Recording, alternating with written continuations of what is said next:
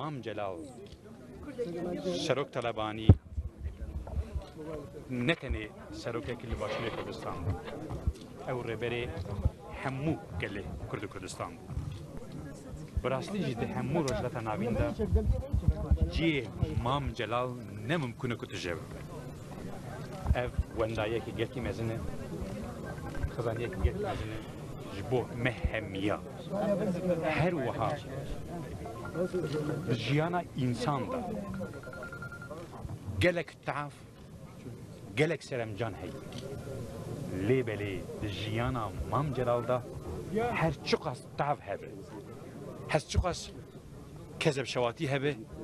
şikir ji xwedara serkeftinekî gelkî mezin heye ew demekî ji hêla hinek kesava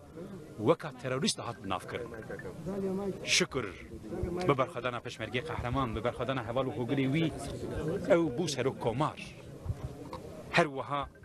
ئەس ببیر و باوەرم کەدا مام جەلال لەسەر هەر چار پەرچەگە لێ کوردستان هەیە کەدا مام جەلال دۆژی دەرکەت هۆلێ کورد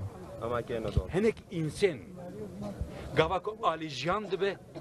jiyanek nû ji bo wan dest pê dike. Mam Celal